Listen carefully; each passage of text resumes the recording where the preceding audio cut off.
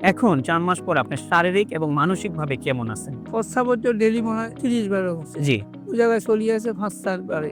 আলহামদুলিল্লাহ। খাবার রুচি থাকতো না। আমি ১০০ গ্রাম ছাড়া ভাত খেতে পারতাম না। ওইটাও আমার আল্লাহর আল্লাহর রহমতে রুচিটাও আজকে খেতে রুচিও আসছে। পারতেছেন। জি। তো সব দিকে আমি ২ মাস বাড়ি থেকে কোনো দিকে বাড়তে পারিনি। ২ মাস পরে আল্লাহর রহমতে আমি চেম্বারে বসে রুগীও দেখতেছি এবং এর মাঝে ভিত্তি লাইন ধরিয়ে ওষুধ রাখছি। রুগীও খাইয়ে, ওষুধও খাইয়ে। মানে আপনি রোগীও দেখতেছেন, আল্লাহর রহমতে আমাদের ওষুধগুলোও খাচ্ছেন। ওষুধও খাইয়ে। যাক আলহামদুলিল্লাহ, আল্লাহ কবুল করুক। আসসালামু আলাইকুম ওয়া রাহমাতুল্লাহি ওয়া বারাকাতুহু। আমি ডক্টর মোহাম্মদ আসলাম, ডিএইচএমএইচ, বিএইচবি ঢাকা, বিএইচএমএইচ অনকোর্স ঢাকা বিশ্ববিদ্যালয়। বর্তমানে বিশ্বনন্দিত ক্যান্সার চিকিৎসক অধ্যক্ষ ডক্টর এসএম সারোয়ার স্যারের চেম্বার গণস্বাস্থ্য হোমিওতে ক্যান্সার চিকিৎসক হিসেবে নিয়োজিত আছি। আল্লাহর রহমতে আজকে আমি আপনাদেরকে পরিচয় করিয়ে দিতে যাচ্ছি আমাদের একজন পেশেন্ট, যিনি আলহামদুলিল্লাহ আল্লাহর রহমতে গল ব্লাডার সিএ থেকে উনি আলহামদুলিল্লাহ আল্লাহ ওনাকে মাফ করেছেন। ওনার সাথে আমরা সরাসরি পরিচয় হতে যাচ্ছি এবং ওনার মুখ থেকে আমরা শুনবো ওনার বিস্তারিত চিকিৎসা ব্যবস্থা, ওনার সবকিছু। আসসালামু আলাইকুম, কেমন আছেন আপনি? ভালো আছে। স্যার, নাম জানি কি আপনার? মানিকাল চক্রবর্তী। স্যার, আপনার বাবার নাম কি? আমার বাবার নাম হরিপদ চক্রবর্তী। হরিপদ চক্রবর্তী। আপনার মায়ের নাম? কুমোদিনী চক্রবর্তী। কুমুদিনী চক্রবর্তী। আচ্ছা স্যার, আপনি যে গ্রামটাতে আছেন, গ্রামের নামটা কি স্যার? আমার গ্রামের নাম হলো মোহাম্মদপুর। ইউনিয়ন? ইউনিয়ন ৪ নম্বর রামনগর ইউনিয়ন। ৪ নম্বর রামনগর ইউনিয়ন। থানা? দাগন ভুইয়া। দাগনভূঞা থানা। আর জেলা? ফেলিং। ফেনী জেলাতে আছে। স্যার, আপনি সর্বপ্রথম কি সমস্যা হয়েছিল স্যার? আমি একটু আগে বলি যে আপনি কিসে যেন আছেন, কি পেশায় আছেন স্যার আপনি? আমি একটা পল্লী চিকিৎসক হিসেবে আছে দেশে। পল্লী চিকিৎসক হিসাবে দেশে আছেন? দেশে আছে অনেক দিন কিন্তু প্র্যাকটিস করি।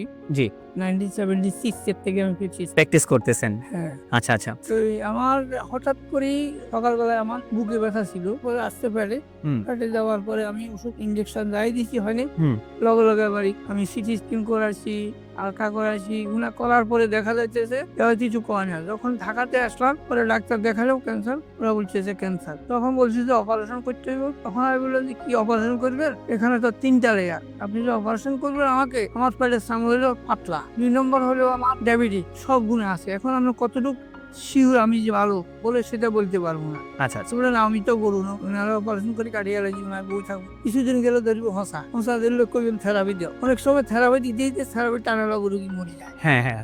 ঠিক আছে। জি। এবং দাঁত হয়ে যায়, সুর হয়ে যায়, আমি অপারেশন করবো না। তখন আর ছেড়ে বললাম চলো বাড়ি চলো। বাড়িতে যাওয়ার পরে এক লোকের কাছে উনি আমার বাবা হচ্ছে এই ডাক্তার সাহেবের ইয়ে পাইছে।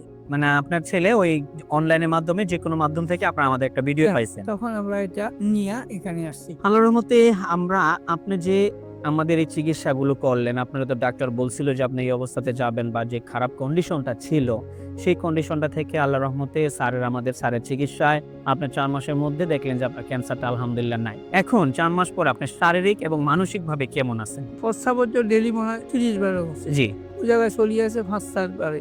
আলহামদুলিল্লাহ। খাবার রুচি থাকতো না। আমি ১০০ গ্রাম ছাড়া ভাত খেতে পারতাম না। ওইটাও আমার আল্লাহর রহমতে রুচিটাও আজকে খেতে রুচিও পারতেছেন। জি। তো সব দিকে আমি ২ মাস বাড়ি থেকে কোনো দিকে বাড়তে পারিনি। ২ মাস পরে আল্লাহর রহমতে আমি চেম্বারে বসে রুগীও দেখতেছি এবং এর মাঝে ভিত্তি লাইন ধরিয়ে ওষুধ রাখছি। রুগীও খাইয়ে, ওষুধও খাইয়ে। মানে আপনি রোগীও দেখতেছেন, আল্লাহর রহমতে আমাদের ওষুধগুলোও খাচ্ছেন। ওষুধও খাইয়ে। যাক আলহামদুলিল্লাহ, আল্লাহ কবুল করুক। আলহামদুলিল্লাহ, আমরা ওনার জন্য সর্বোচ্চ দীর্ঘায়ু কামনা করি। আল্লাহ তাআলা ওনাকে যেমন আজকে মাফ করছেন, ওনাকে যাতে মৃত্যুর আগ পর্যন্ত আল্লাহ অন্তত সমস্ত প্রকার রোগ থেকে, অন্তত ক্যান্সার থেকে যাতে মুক্ত রাখেন, আমরা সেই আশায় আছি।